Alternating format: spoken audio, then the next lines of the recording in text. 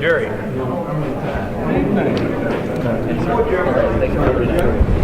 Hi, how are you?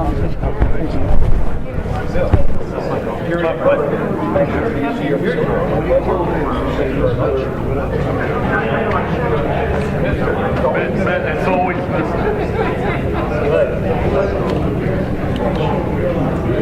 hope so. Somebody, even the owner office has a lot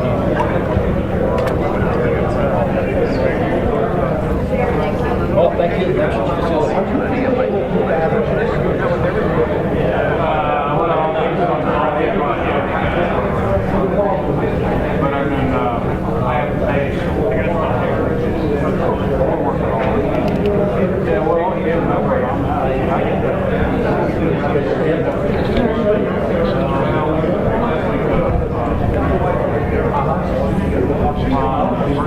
yeah. Well, you know what? I'm actually part of the list.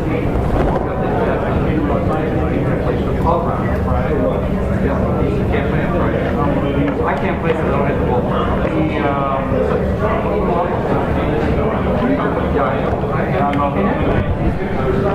so everybody can get up. You almost have shared.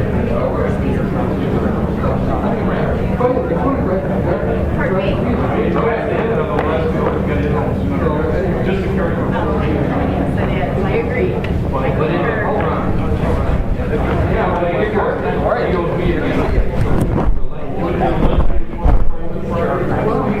Thank you so much, Jerry and Jerry. A lot of Jerry's out here.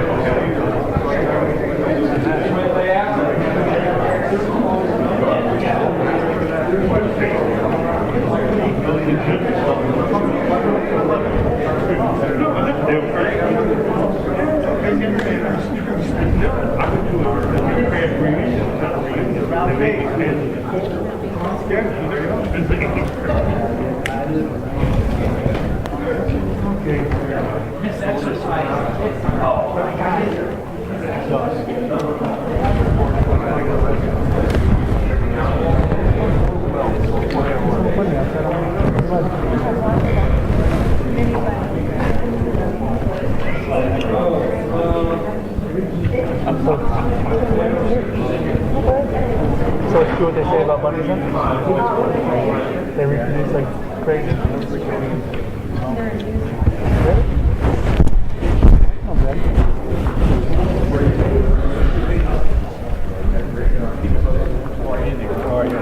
for coming. My name is Bob. Bob, how do you do?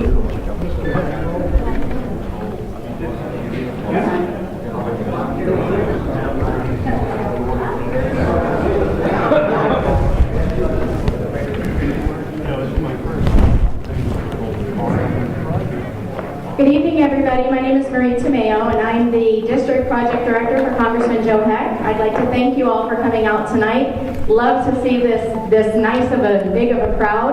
We're going to use the number system, as I talked about just a few minutes ago. We're going to call out the last three numbers on the ticket, and then if you could just please rise, and I'll come over and allow you to ask your question, and then move on to the next constituent. Okay, does anybody have any questions? No? Congressman Heck?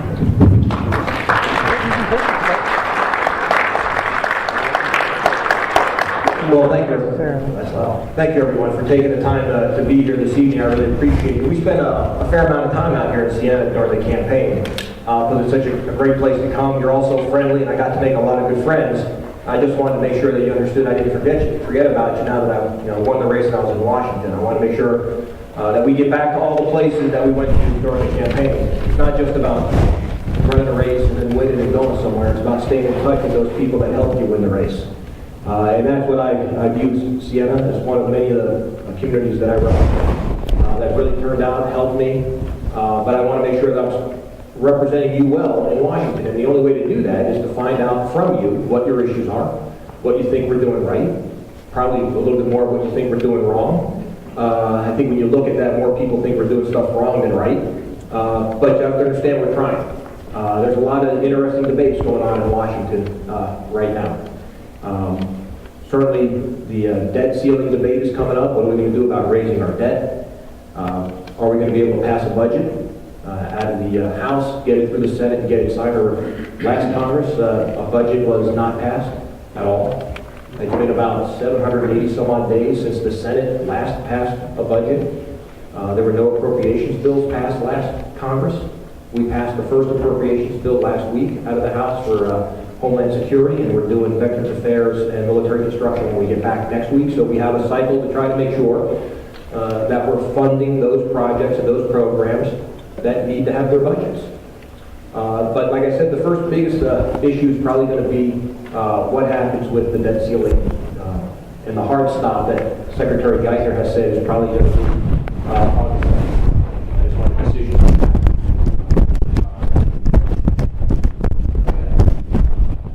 A large number of us are holding funds.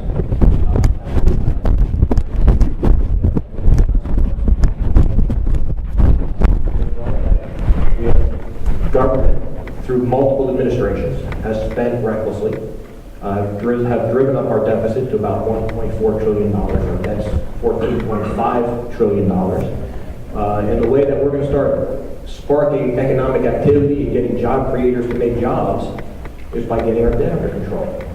I sit on the Armed Services Committee, and Admiral Mullen, the Chairman of the Joint Chiefs, and Secretary Gates came before our committee to talk about defense issues. And they were asked the question, what do you see as the greatest threat facing the United States right now? And their answer was the debt. They didn't say it was Russia, they didn't say it was China. They said that the military folks are saying that the biggest threat facing the United States right now is our uncontrolled debt. Which I think for me certainly underscored the point that we better address this issue if they see it as a national security threat themselves. Now there's been a lot of talk going on about the Republican budget that was put out for about 6 weeks now. And remember that this was to start the discussion, a starting point. Again, no budget was passed last Congress, so we had to get something out that we could start the discussions. And there were a lot of folks that took exception with a lot of things that they believed were in that budget. One of the issues, which is probably important for a lot of people in this room, is what did the budget say about Medicare? I want to quell some of the rumors that came out of the budget, or that people were saying about the budget regarding Medicare. The first is, if you're 55 or older, there's absolutely no change to the current Medicare system, none whatsoever. So for people on Medicare, 65 or above, or people getting close within 10 years of getting on Medicare, you'll see no change to the Medicare system. We realize that there has to be changes made in order to preserve Medicare for future generations. Somebody just asked me how old I was. Well, I'm about 15 years away from Medicare. And I hope it's going to be there when I turn 65, and I hope it's going to be there when my children turn 65. But in order to do that, we have to make some changes that are going to make Medicare sustainable. But those changes have to be generational. We're not going to affect anybody who's on the program or close to being on the program, because you all have planned your life for having Medicare at this point. So we're looking at what changes need to be made so that Medicare lasts into the out years. About 2 months ago, the thought was Medicare was going to go bankrupt in 2029. About 2 weeks ago, the trustees for Medicare came out and said it's going to be 2024. So we're 13 years away from Medicare being bankrupt. That will affect current seniors. That will affect near retirees. Okay, so we have to take action now. The word that was being used was that we're turning Medicare into a voucher program. It's not a voucher program. Anybody here on Medicare D? So you go out and we're looking at trying to make it more like Medicare D, patient-centered. You go out and pick the plan that's best for you, and you get premium support that pays that part of the premium.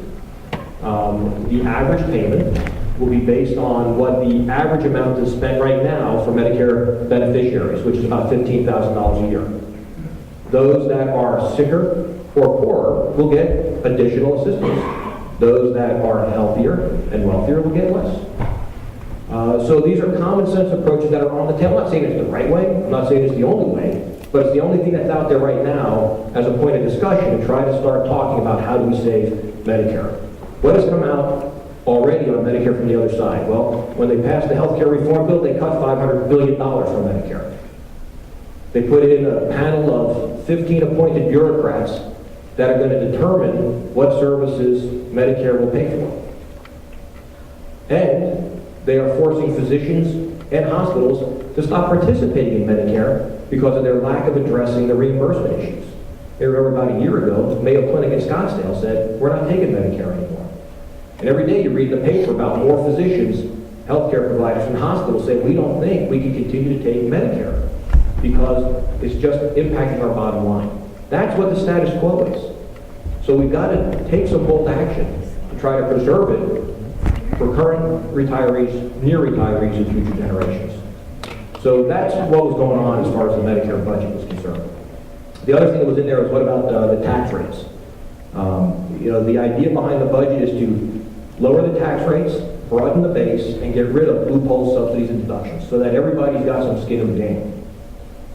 So everybody would pay a little bit lower, but more people would be paying in, and companies and corporations would lose a lot of their deductions, loopholes, and subsidies. And by doing things like that, we would actually increase revenue. So the idea is to have more people paying less than fewer people paying more. So those are the two major things that were, I think, distorted in the budget. I wanted to get out there right away. But what I really would rather do for the remainder of the time is hear your questions, concerns, and try to answer them the best of my ability. So with that, I'll take the first number. 815. 815? Going once? 815?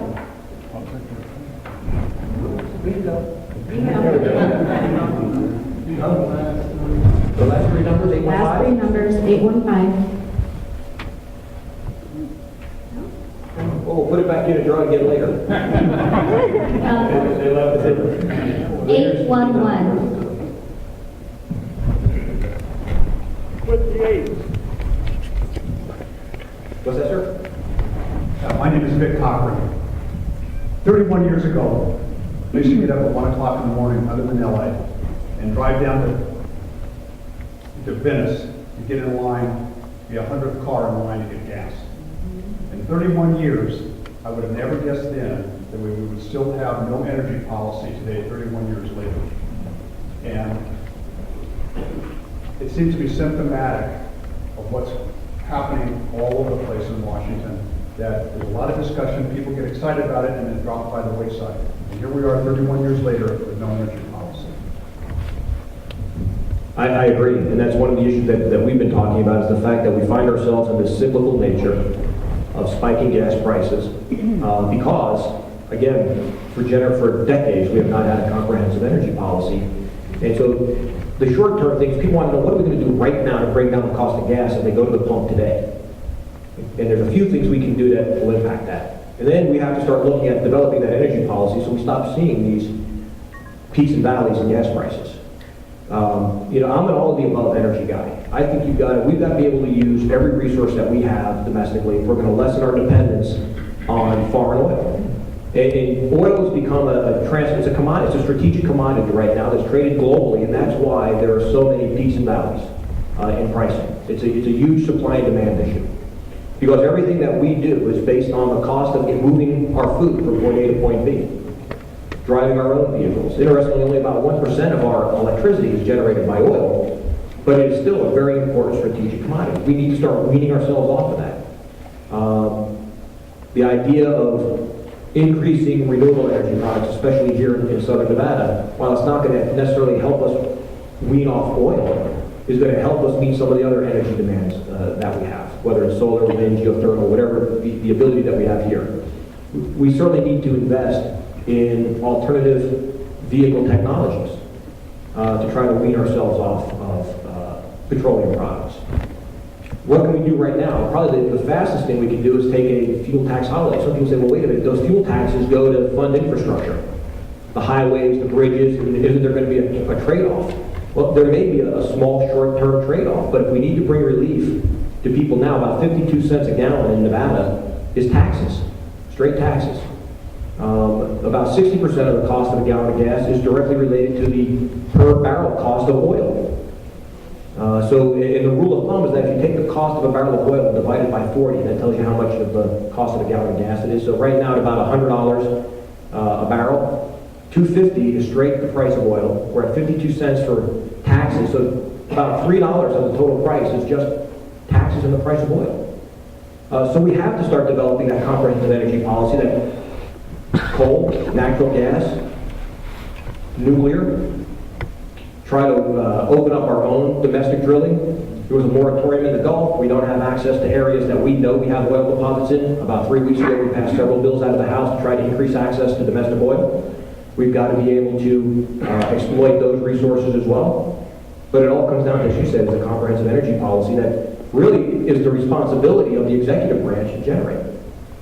And with congressional input and oversight. And that's what we're trying to prod along with a lot of the bills, a lot of the positions that we're taking to Congress right now.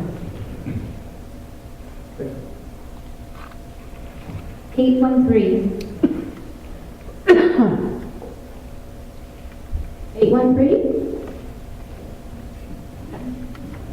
Okay. 816.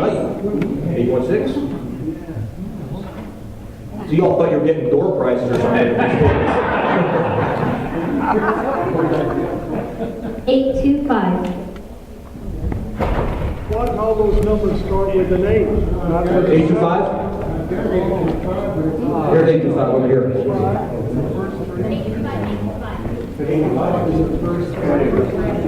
825, 825. Hi, my name is Pat Baseglia. About healthcare, I've been hearing a lot about maybe losing the option for a Medicare Advantage program. I had open heart surgery, went to California, picked my doctor, and it was like $1,000 out of my pocket. Will I still have that option under Obamacare and under the Ryan plan? Great question. I can tell you that under the healthcare reform bill, there is a movement to phase out Medicare Advantage plans.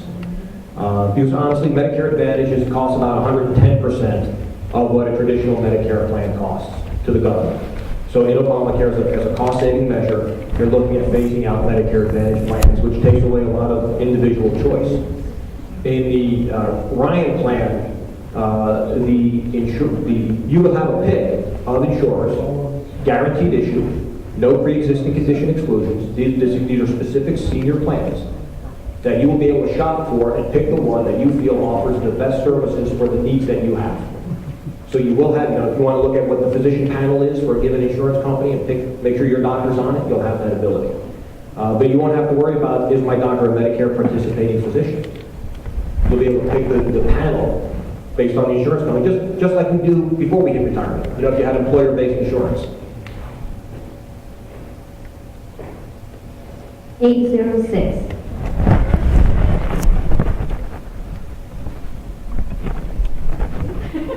Okay.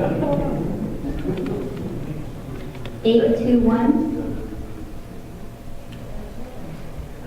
Call some sevens. Take them up. Like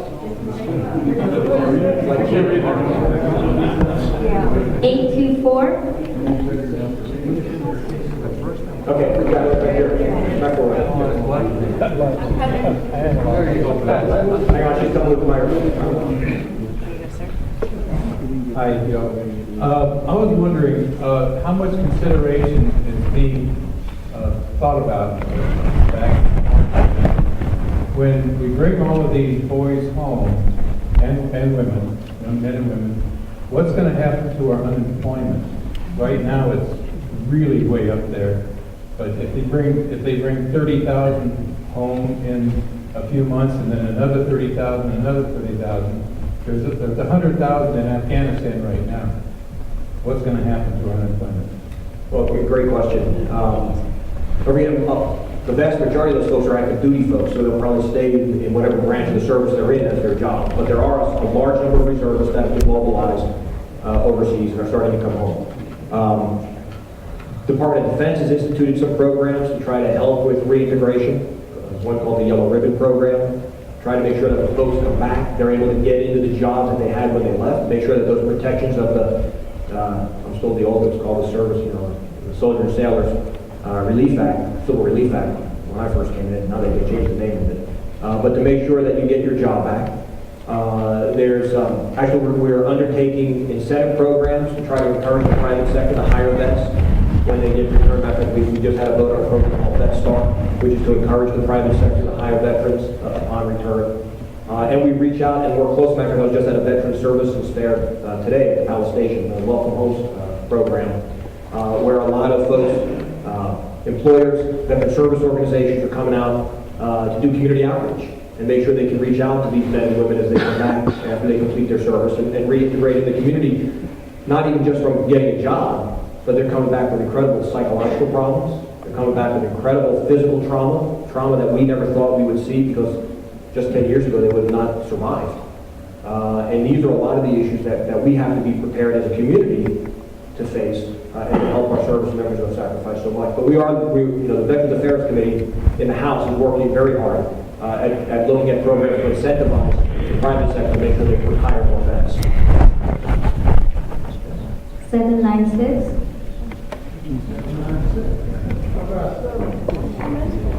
Congressman, my name is Bernie Schwartz.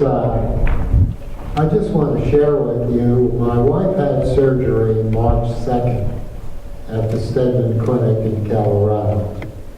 We received an invoice. She was in the hospital for 5 nights. We received an invoice for $95,000. I called and they said, oh, that was not supposed to be sent to you.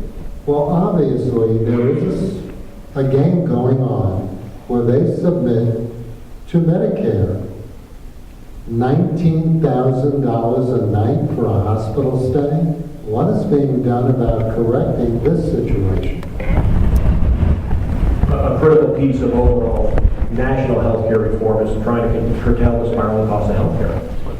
And so there's a lot of emphasis being placed now on the fraud, waste, and abuse piece of Medicare. There's a lot of cost shifting that goes on. Those that are insured are paying the cost for those that are uninsured. And what was probably submitted was the usual and customary rate, which then will be negotiated down to a contract rate. But one of the toughest challenges, truly, is curtailing the spiraling cost of healthcare. And part of that, I think, is a failure of the healthcare profession and the failure of the insurance industry that people don't really know how much healthcare costs anymore, especially in the United States. Everybody's used to a $5 copay, $20 copay. I realize it's a $120 office visit that you're paying $10 for. And we've got to do a better job at educating our constituents about the true cost of healthcare. And there's a trade-off. You know, people say, you know, over in Europe it's not that expensive. You're right, it's not. But over in Europe, you're also waiting, 3, 4, 5 months for a procedure. I did a talk, I do a healthcare policy talk, and I did one in Pennsylvania about a year ago, and I found out that there's more MRI scanners in Pennsylvania than there are in the entire nation of Canada. And so that's because if you needed an MRI in Pennsylvania, you could probably get one within 24 or 48 hours. If you needed one in Canada, you're waiting 2, 3, 4 months. Why can't we import prescription drugs? The drug I take in the United States is $205. It's $34.38 in India. That's a great question, and in fact, when I was in the state senate, I helped push through the law that allows Nevadans to buy Canadian drugs. You can do it in Nevada legally. If you go to the Nevada state website and you find the licensed pharmacies, I support the idea of reimportation because it lowers costs all the way around. 787. 787? That's me. He's been waiting. 787.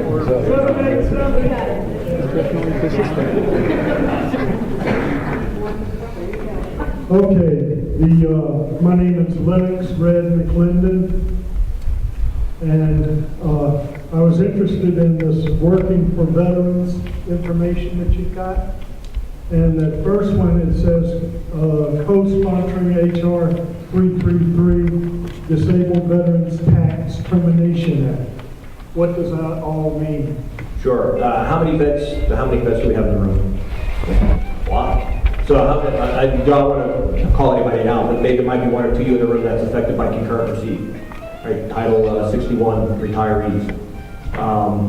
What that does is removes the concurrent receipt problems, where if you're getting disability and retirement, that your retirement's offset by your disability.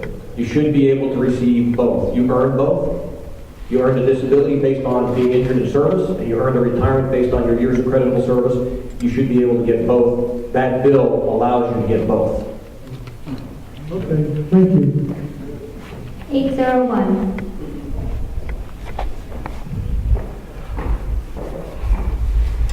Hi. I guess my question is you explained before about Medicare. I think that's very important because people aren't hearing that. And so my question is, what are the Republicans going to do to get their message out so that they don't lose the right to speak? Yeah, I need you to come to Washington and ask that question, because I've been asking that same question. It was tough. I mean, the messaging was very bad on our part. It was when the budget came out. And now we're doing things like this to educate folks. Say, look, here's the status quo. Here's what's happened in the last year. Here's where we're going. This is what we're trying to do. We want to make sure. There's been a lack of leadership in Washington all the way around. There's been no leadership on the debt, and now we find ourselves in a debt crisis. There's been no leadership on Medicare, and we find ourselves approaching a Medicare crisis. We can continue to kick the can down the road, or we can stand up, be leaders, and do what we were sent to Washington to do.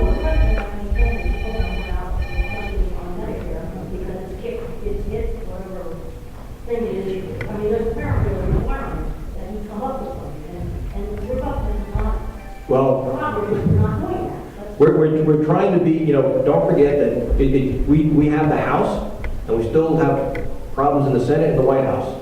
Get something actually done, you got to get all three people on the same page. And that's what we're working to do, is get all three groups on the same page with something that makes sense for Nevadans, that makes sense for Americans, and that will get our debt under control and address these looming crises in both Medicare and Social Security. 819.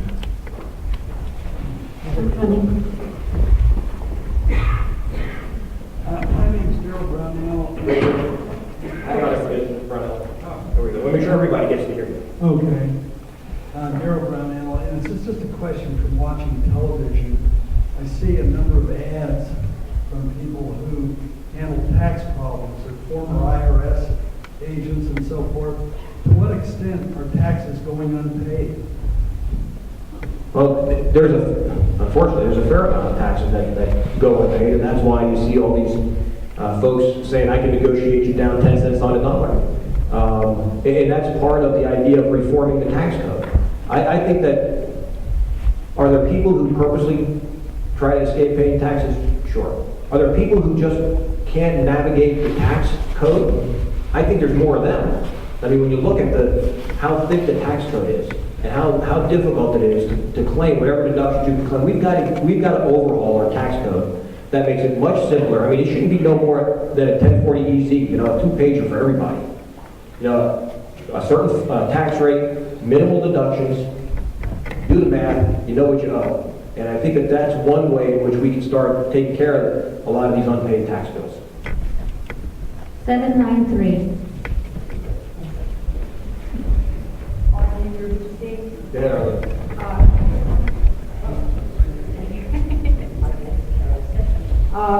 I would like to know why Congress is not addressing rescinding all our financial aid to countries like Pakistan, to the entire Middle East, and every single country in Europe. If they want our troops there, let them pay us for it, and we wouldn't have to raise the debt ceiling. We are, after what's been going on in Pakistan most recently, we are certainly revisiting all of our foreign aid. I mean, there are certain countries that we will always provide a certain amount of foreign aid to because it's in our national interest to do it. But a lot of the foreign aid that we're paying to countries that aren't our friends, we need to think a little bit more deliberatively about. And that is being done in the Foreign Affairs Committee right now. Especially what brought this to a head was, finding bin Laden in Pakistan. In a country that gets an awful lot of foreign aid. But the trade-off on that is, people say, why do we give aid to Pakistan? Because Pakistan is the only way that we can get our troops and the material they need into Afghanistan. They have the port of Karachi and the overland route into Afghanistan. We can't come from the other side, that's Iran. Other countries won't give us overflight rights to fly in. So about 70% of our material passes through Pakistan to get to Afghanistan. And so, in essence, we're paying Pakistan to be able to move what we need to move into Afghanistan. So what we're doing, by 2014, that's the goal by 2014 is to be out of Afghanistan. It's supposed to be out of Iraq by the end of this year. And then hopefully we will see the amounts of money being spent on overseas contingency operations start to fall off, become a cost savings to us, to our deficit and debt. When are we going to get out of Japan and Germany? It was on 40 years ago, 50 years ago. Why are they They're leaving Japan. Eventually they're going to wind up in Guam. They're leaving Okinawa to go to Guam. We have 800 Why? Well, part of it is by treaty obligation. We have downsized significantly in Europe over the past decade. But part of it is treaty obligations that we have a forward presence in some of these countries that are signatories to our treaties. We cannot rule the world anymore. We're done. We're broke. I agree. We cannot be the world's 911 any longer. That's right. 820.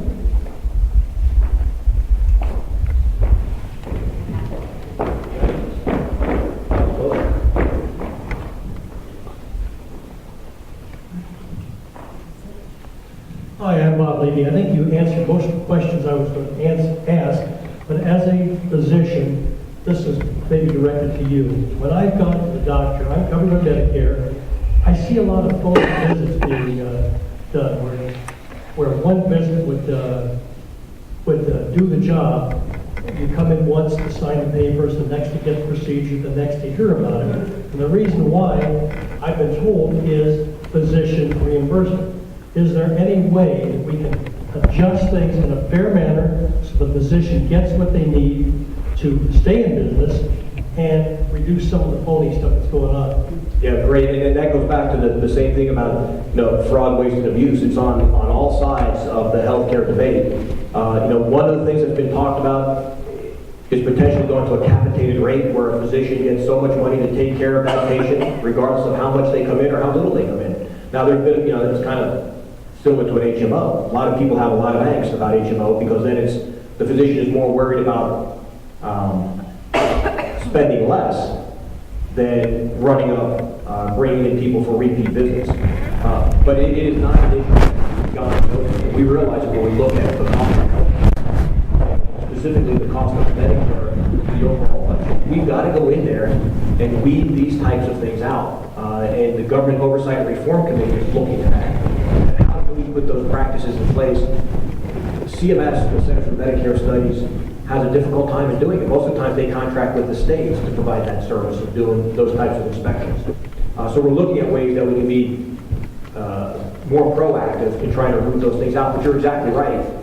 Part of it comes down to what's called the doc fix, the SGR fix, which some of you, this is the reason why most healthcare providers are leaving Medicare, is that several years ago, they decided they were going to cut Medicare rates, reimbursement rates, and then they didn't cut them because there was an outcry, so they kept pushing them down the road.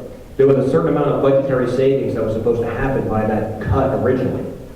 Every year they kick it down the road, the amount needed now to fill that budget hole goes up. This year it was 26% would have been the cuts. Next year it's a 30% cut to reimbursement rates. Medicare only pays about 70% of the cost of providing a service to begin with, and they want to cut it 30%. That's why doctors I've talked to doctors that are in my age group saying, I'm done, I'm retiring. I've talked to new doctors in their residency saying, I'm going to go into academics and teach, I'm going to go into research, I'm not going into patient care because it's not worth it. It's just, you can't keep a practice open anymore. And those are difficult issues that we have to address, and unfortunately the healthcare reform bill did not address it. But it's something that we need to tackle as part of the overall cost savings in healthcare. 798.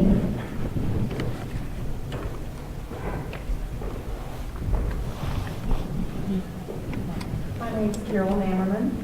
I'm a financial advisor, and almost every day I hear from my clients, our country's getting ready to just blow up. That's the fear out there. That's the consensus. And my husband, who's a 25-year Coast Guard veteran, wanted me to ask you, he can't be here tonight, he's in Texas, what can be done to save our country? Wow. I thought it was going to be an easy one. Well, yeah, we face several threats. And I agree with our military leaders that our first greatest threat is our unbridled spending and what it's doing to our debt deficit and how it's going to basically saddle future generations with money that they will not be able to pay back. And I look at it as this is probably the first time in our nation's history where the current generation, us, are going to leave our nation worse off than we found it to our kids and grandkids. And that scares me to death because I've got 3 kids. So we've got to get our spending under control. It all comes down to getting our deficit down, getting our debt under control. There are a lot of ideas out there. We're talking about doing a balanced budget amendment, talking about capping GDP to no more than 18%, government spending no more than 18% of GDP, gross domestic product. I mean, there are a lot of different things that we need to do to get our debt under control. We also have to tackle this healthcare issue. 60% of our budget in the federal government is spent on Social Security, Medicare, and Medicaid. 60%. And that's why we're approaching crises in these programs, because we just can no longer continue down the road as we have been since 1935 or 1965. So we need to have leaders that are willing to stand up to lead. We need to have people that aren't so worried about getting reelected that they forget to do the job they were sent to Washington to do in the first place. And you know, there's 87 in my freshman class. It's the largest freshman class in congressional history, 87 of us. And we feel that we were all sent with a purpose. And that purpose was to rescue our country. We are on the precipice of this very steep cliff. And if we keep moving forward as we have, it's not going to take much to push us over the edge. And we are trying hard to pull us back. And I'll tell you, it's a struggle just to pull back inch by inch with everything that's going on in Washington. But that's what we're committed to do. 809. My question is, Some of the, I want to make sure everybody hears some of my questions have been asked already, but I'm wondering about government entitlements, if they can cut back on that, even though I know, like you as a congressman, are going to give up the good stuff so that you can get reelected. And unfortunately, that's the system we've got in place.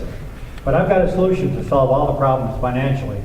It's very simple. We can pull a wiener, just Representative Wiener, and we can create a calendar with all the congressmen and sell it and use that to create. But That'd be a very interesting calendar. Have you been to the halls of Congress lately? That could be a very interesting calendar. Oh, thank you. I mean, again, this is what it comes down to. Nobody wants to touch what's proverbially, always called the third rail of politics.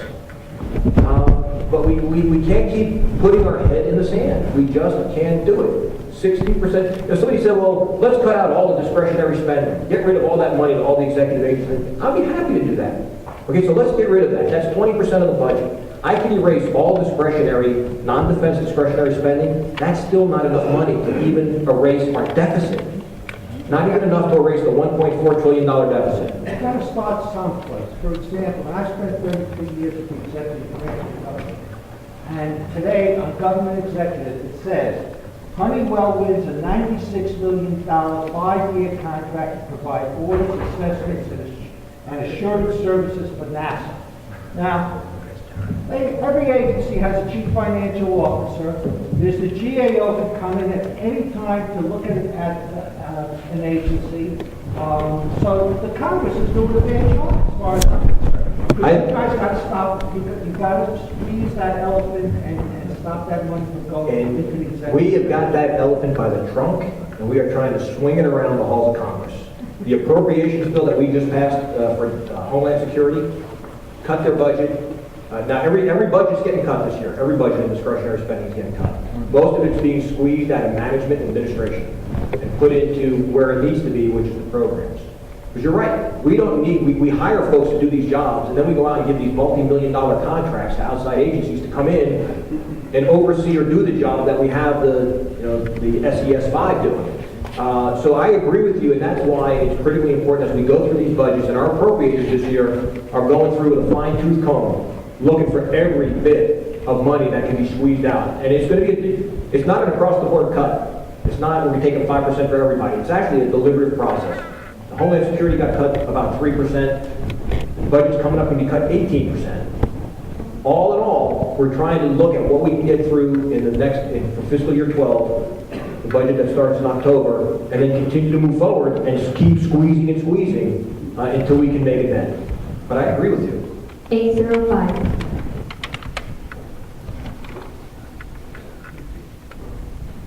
805. 788.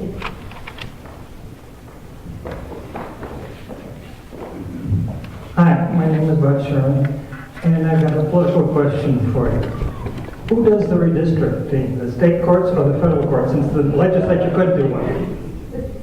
It'll be the state courts. The district court state district court will get first crack at drawing the maps because the legislature could not get a map together that the governor would sign. So it goes to district court. 814.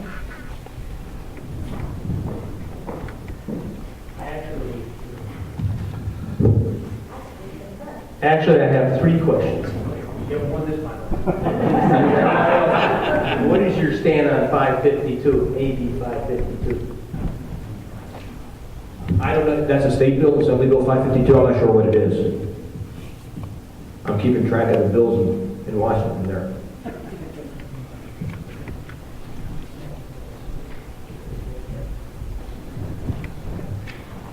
Defend Fourth Amendment rights. Oppose DNA testing for people that are arrested but not convicted. I have not had an opportunity to review the bill, so I can't honestly answer it, but I'll be happy to take a look at it. Is that your email on the top there? No, but that's your email so I can respond to you? Okay. I'll take a look at it and we'll email it. I'll give you a bye. Go ahead and ask your next question since I couldn't answer it. What are you going to do about offshore drilling? Drill more. That's what we need to do. We need to drill more. And that 3 bills that we passed about 2 weeks ago, one was to reverse the president's moratorium in the Gulf. One was to open up. There were leases that were already allowed that were cut off to let those leases go forward, and then to open up additional leasing in the coastal shelves for those states that want it. So again, as I said, I'm an all of the above guy. We've got to use every available resource that we have domestically if we're going to wean ourselves off of foreign oil, which for me is a national security issue. 791.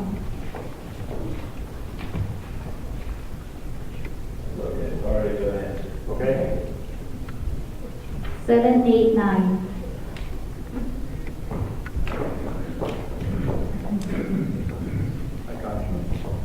I'm Larry Dermody. Business is being criticized for not spending money and hiring people, but they're being regulated and managed to death. What my question is, how do you put some lid or restraints on things like the NLRB and the executive orders and secretarial orders that are usurping prerogatives that I think are probably belong to you guys in Congress?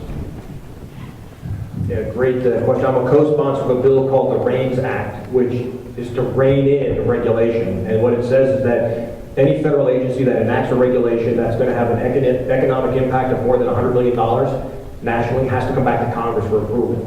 Because what we find is that, and I found the same thing when I was in the state Senate, is you would write a bill, it gets passed into law, and then it goes to the agency that's responsible for implementing that law, and they write the regulations, and sometimes the regulations look absolutely nothing like what you intended when you wrote the law. And the same thing happens at the federal level.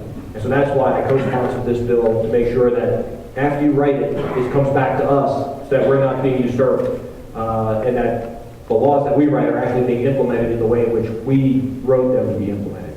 But it's critically important, and you're exactly right about the regulatory burden. I mean, we need reasonable regulation. We've got to protect consumers, we've got to protect the environment, we've got to do certain things. But when you overstep, which is what's happened over the last several years, NLRB is a great example, telling Boeing that they can't move to open a new plant in South Carolina. You've overstepped the limits of what your regulatory authority is, and that's why we're reining them in. 790.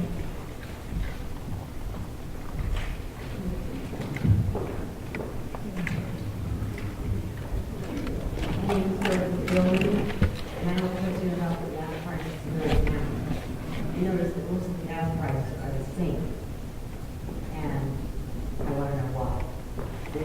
They're all charging the same. Diesel price, for example, is $4, and that's throughout, no matter what station you go to. It's like it's a monopoly.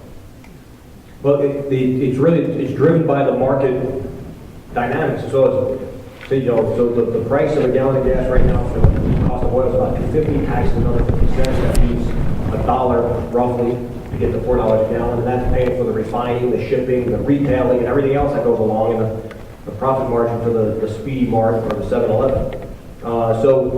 They look at it and they move it, just like a hotel room rate goes up and down based on demand, so does the price of gas. If you get out of Las Vegas, it's not so. But, well, there's... Here in town. I don't know, the places I've traveled, I've seen, where gas prices are within a couple of pennies of each other on the same street corner. They may be different prices because they have different taxes there. Like, for instance... You get out of Las Vegas and you travel, and it's not so. It's different. I mean, the prices are much different. Yeah, and you get different prices in different stations, but here in town, they're all, Well, I know they're all money the same. if you go to our website, which is heck.house.gov, we have a link there to find the cheapest gas prices in Vegas. And if you look at that list, you'll see that you can go anywhere from $3.50 up to $3.99 right now. And that's a program there where you can punch in your zip code and it'll tell you where the closest, cheapest gas is. But if you look at that, you'll see that there's a spread of almost 40 to 50 cents within the valley right now, and a spread of almost $1 in the state of Nevada. 800.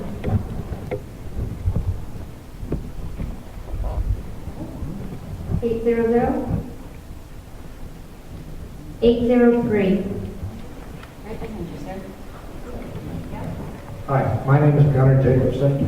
My question is that both of you, but I know nothing of you except I know you're a colonel.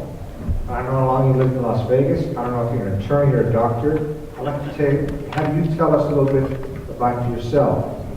Okay. Well, that's an easy question. Thanks. Well, I was, how far back do you want me to go? The day you were born. I was born in New York, finished growing up in Pennsylvania. I went to Penn State undergrad. I'm a doctor. I did my medical school and residency in Philadelphia. Then I was recruited out here in Nevada. Came out here in 1992. Met my wife here 6 months later after I got out here. Little tidbit, we both went to the same college at the same time and we never met. We met out here in Las Vegas. So let's see. And then stayed here until 92. I first worked at Sunrise Hospital in the emergency department. I do emergency medicine. Then I was recruited to Washington to work for the Department of Defense in healthcare policy and special operations medicine. Medical acts of terrorism, medical response to acts of terrorism. Did that for 4 years. Moved back to Nevada. Like all good government employees, you leave government service and open up a consulting firm, doing what you did for the government, but now on your own. So I opened up a consulting firm in emergency preparedness response and terrorism training. And did that up until, and worked as a physician at UMC in their emergency department up until the time I got elected last November. In between, I ran and was successful when I served in the Nevada State Senate. I have 3 children, 14, all 3 are products of the Clark County School District. I have a 14-year-old who now will be starting high school next year, a daughter who recently graduated UNLV, and another daughter who's been in the workforce since leaving high school. Great, thanks. 812. 812.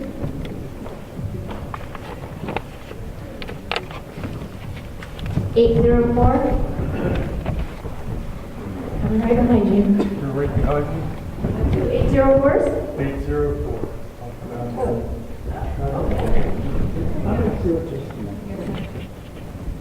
Yeah.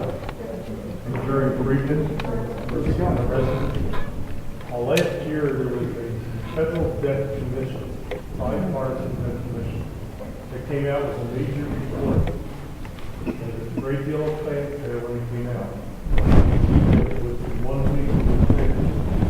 Whatever happened to that report, as Republicans, the Democrats taken any portion of that report and tried to enact it. Thank you for that question. The Erskine Bowles report, which was commissioned by the President, as was stated, it didn't come out with a unanimous vote. The President disregarded the Commission's report, but several of those provisions are contained within the Republican budget proposal that we put out about a month ago. And we continue to work with members of that commission to try to see how we can further utilize some of their recommendations in our budget as we move that process forward. Why not use the entire report? Well, Why not back with the bipartisan commission? Why not back that entire report, say, here it is. It's all laid out. Let's go full speed ahead. well, I think it's the politics of that report, is that there was some agreement on some provisions. There wasn't unanimous consent on all the provisions, even amongst the members within on the commission itself. And so the idea is which ones would be the most likely to be enacted. Again, it's the process of getting something through the House, the Senate, and signed by the President. So we've taken the ones that we think will have the greatest impact and the greatest likelihood of success, and put it into our budget package. Congressman, we had, this is 804 back here, so we're going to let him ask this question. My name is Morris Rowland. My question is, does Secretary Napolitano ever look at TV when she says the southern border is the safest it's ever been? To me, it's a mystery. I watch TV every night, and unfortunately, I watch Fox News, and I don't think she does. But it's a disgrace. You ought to do something about it. I'm not sure what news she's watching or whether or not she's, I know she took a trip down there. I'm not sure what part of the border. We did beef up funding in that part of the DHS, the Department of Homeland Security budget for border security, both boots on the ground as well as obstacles in the budget we just passed last week. I mean, it's a war zone down there.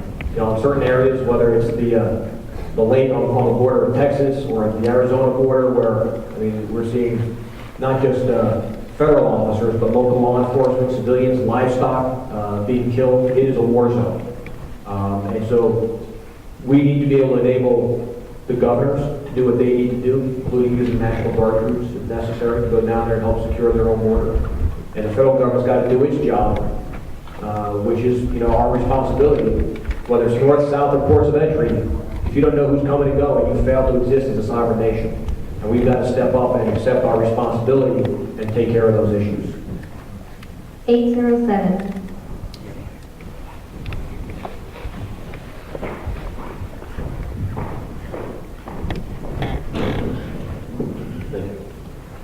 I'm Ron Curry.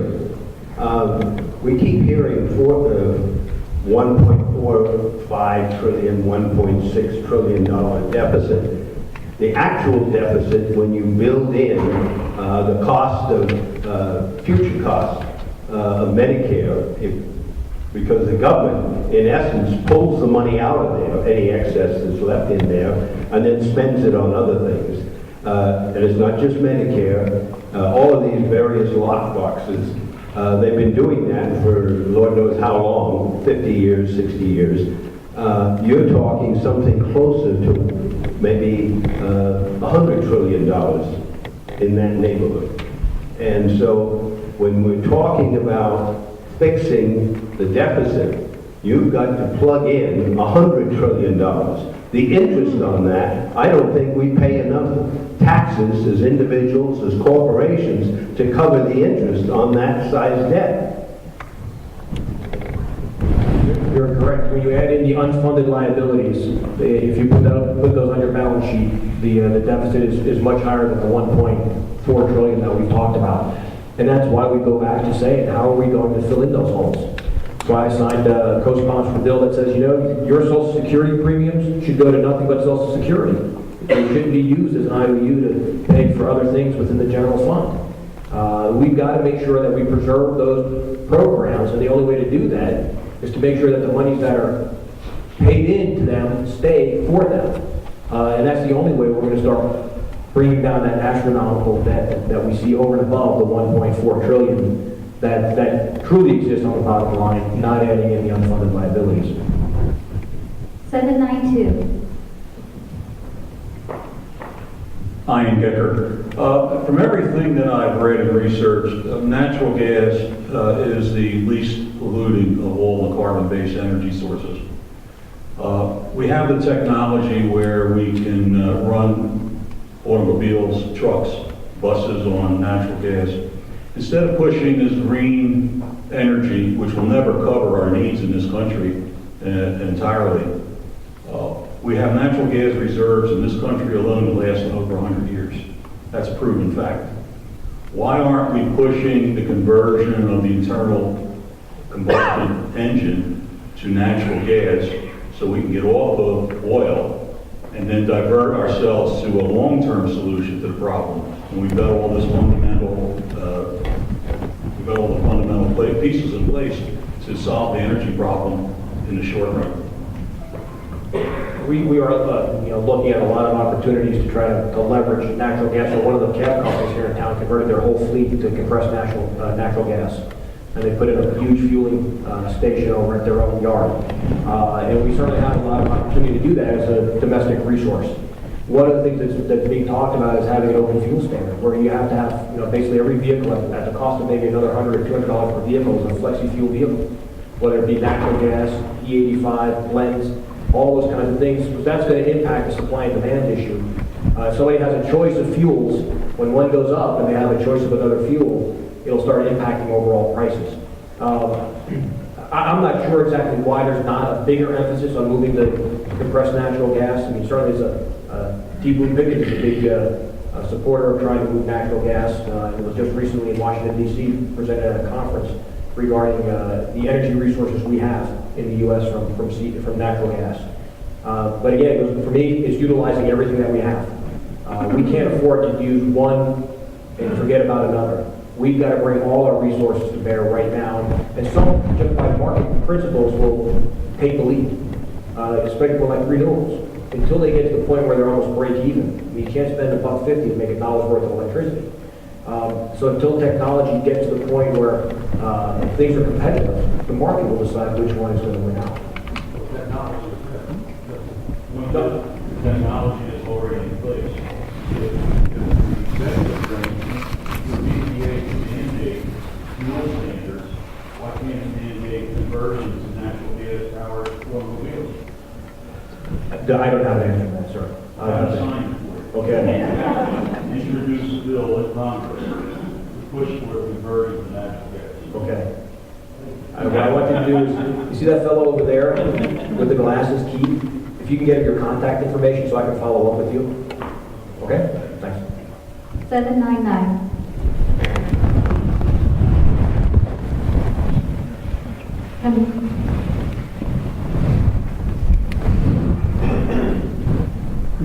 Hello, my name is Spencer Moore. Just one quick question. We're in Afghanistan and Iraq.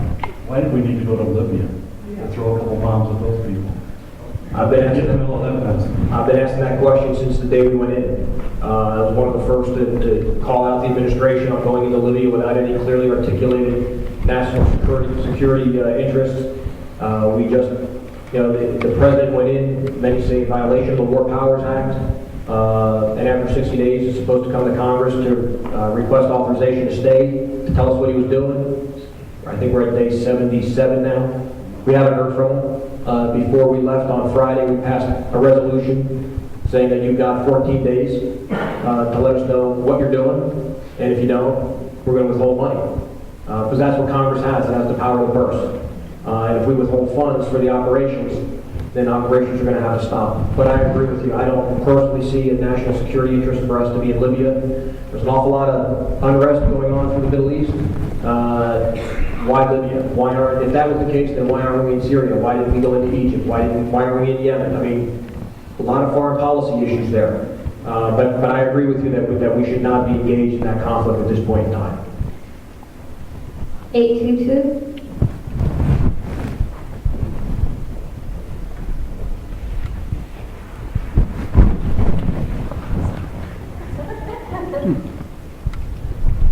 I'm Carol Haugen. I have to believe that the completion and operation of Yucca Mountain would have a positive impact on the Nevada economy. Do you support that, and why or why not? Thank you. Sure. I think that the debate over what we do with that $1 billion hole in the ground is an important one. Now, the majority leader has said that Yucca Mountain will never open as long as he's the majority leader. So we need to figure out what can we do there to maximize the ability to bring jobs to Nevada. And there's been a lot of discussion. Some have talked about it being a vital record repository because of the way it's set up that we can put records in there. Some have talked about using it as a nuclear fuel recycling facility. Part of it, my position is that it should be part of, I would like to see it become part of the national laboratory system like Sandia, Lawrence Livermore, where a lot of research is done. I mean, we've had that space for a long time. A lot of radioactivity, a lot of nuclear activity is already taking place up there. And I think that that's a way to bring high-paying, long-term sustainable jobs to Nevada by turning it into some type of research facility along the lines of the national laboratory system. 817.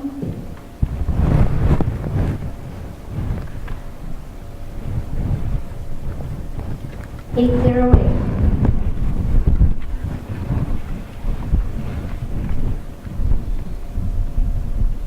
802.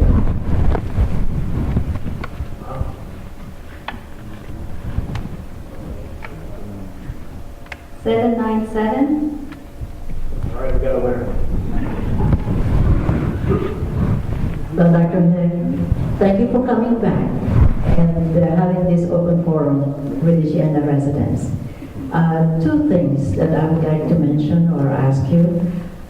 With the immigration policies, now I'm an immigrant, we're an immigrant ourselves, and most of the early citizens of the United States were all immigrants.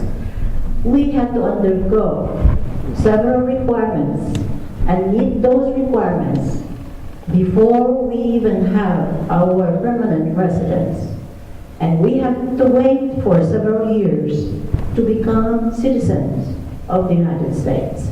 And I'm very proud of that. But why is it that they are going to allow amnesty to those who have been here illegally. And that spreads out the funds for Medicare, for Medicaid, and for all the health care.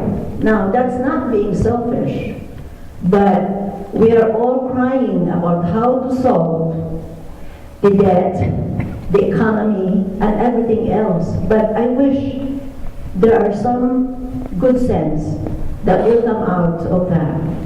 Now, the second thing that I would like to point out too is that being in Medicare, there should be someone who is overseeing the charges of the different medical treatment and medical supplies that they are providing, because I see that Medicare was charged $400 for diabetic shoes. So what is there in that diabetic shoe that costs that much? So, you know, I mean, there's so much that we're wasting. Thank you. Thank you. I agree with you. I do not support amnesty. I do not. My grandparents were immigrants from Italy. I'll let my last name fool you. But they came from Italy. And they came the right way, took them a while to become citizens. And I think by granting amnesty, you slap in the face all those who came, learned, assimilated, and did things according to law. So I will not vote for any bill that contains an amnesty provision. I think, in fact, we've got to work our legal immigration system so that individuals who become a legal permanent resident or get citizenship aren't waiting 10, 12 years to bring their spouse over. The Medicare issue we talked to you, you're right. There's a lot of fraud, and the problem is nobody truly understands medical billing. They may charge $400, or again, that's the price that goes in. But by the time they actually pay, it's negotiated down. It might be $32. But unfortunately, that's the way medical billing has kind of evolved over time because of cuts in reimbursement and trying to be able to keep your doors open and continue to take care of patients. That's why I think you go back to a more transparent system. I think the way they have it in New York, where there's a price list on the wall, is a great idea. You walk in, you know what an immunization is going to cost, or at least what it actually costs, even if you're only paying a copay, or what your office visit is going to cost. Like I said, we've got to educate people so that they truly understand the cost of their health care, and then people will make better health care decisions. Okay, this is the final ticket, 818.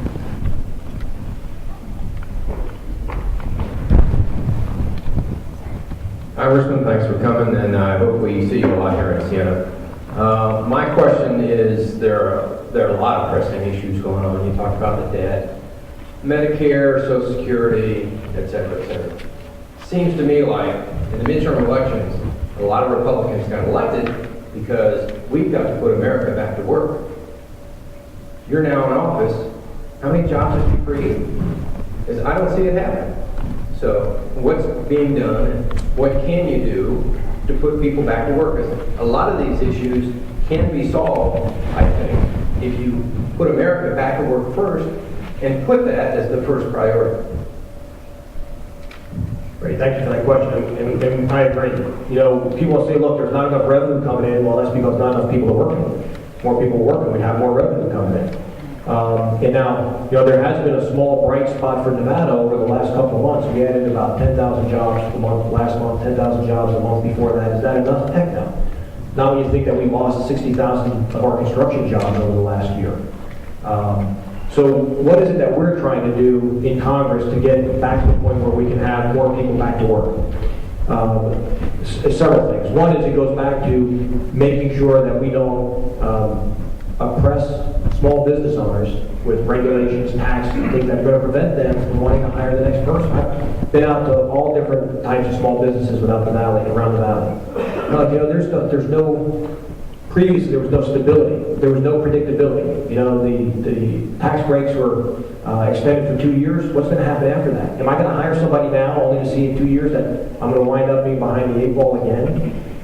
So we're trying to give that. How long can they use that excuse to put that off? I mean, businesses and, the richest Americans, I don't say it exactly that way, but, you look at statistics and they're still putting the money in their savings account. Perhaps worried about the economy, but it's not like they're using it to create jobs. No. there's two ways, there's two different, I think, segments we need to look at. There's the big corporations that right now have trillions of dollars sitting in the bank waiting to reinvest it. And they're not going to reinvest it until they have some stability and predictability as far as tax structure, regulation, and they're waiting to see which way the economy is going to start to bounce before they're going to come back and reinvest it. Then you have the small business guy, who's really the economic engine of Nevada. 95% of Nevada businesses are small businesses. People think of the Strip, and they employ, those 95% of businesses employ over just under 50% of all working Nevadans. And so when you talk about tax rates and corporate, most of them are S corps, so their earnings moves on to their personal tax return.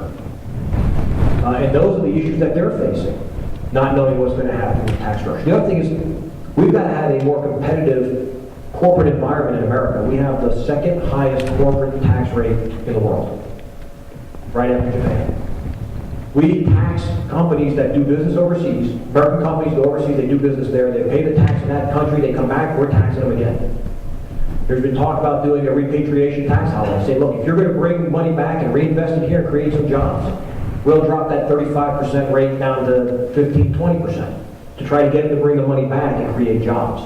Those are the programs that we're looking at. Regulation, we're looking at tax structure, we're looking at trying to really simple things. In the healthcare reform bill, there was a provision that every business was going to have to provide a 1099 form for every $600 worth of goods or services they procured from any vendor. I mean, that's a crushing blow to somebody with a small business. We got that repealed. So those are the kinds of things that we're looking at to provide that predictability and stability that are going to allow the big businesses to pull that money out the side and invest it, and to start generating more demand so that small businesses will start to grow as well. So those are bills currently being considered by Congress, not just thought about, but actually in the pipeline being considered? They're in the process of being, they're under discussion of being drafted, because you got to get the wording right and figure out all the economic impacts that have to be scored by the Congressional Budget Office. But those are the things, and if you go to, I think it's gopjobs.gov, might be the website. There's the plan, the jobs plan that the House Republican Conference has put out. And it lists all these different items. Current bills, not just ideas that are just ideas. Well, some are ideas and some are bills. Everything's, start with an idea and start generating the bills off those ideas. Thank you. Sure. That was it? Okay, so that was the last question. Again, I really appreciate everybody taking the time to be here this evening. Hope to be back quite often in the future. Don't forget, we do mobile office hours here. Even though our office is really just right around the corner, we're not far from here. But we started a program where somebody from our office, one of our caseworkers, will come out to certain areas of the valley on a fairly regular basis so that we can meet with you here, so that you don't have to travel to us. If you go to our website, which is heck.house.gov, there's a calendar on the first page. That'll let you know when we'll be back here for mobile office hours and everything else that we're doing. Please go to the website, sign up for our email updates. I know a lot of people were signed up on our campaign email list. We can't use that to send official emails to. When we do stuff out of Washington, so you actually have to sign up again. So if you go to the heck.house.gov website, sign up there, then you'll get our official newsletter. And if you're on, anybody here on Facebook or Twitter, we're also there at our Rep Joe Heck, REP Joe Heck, and you can follow us there as well. So again, thank you so much for your hospitality. It was great to be back. Hope to see you next week.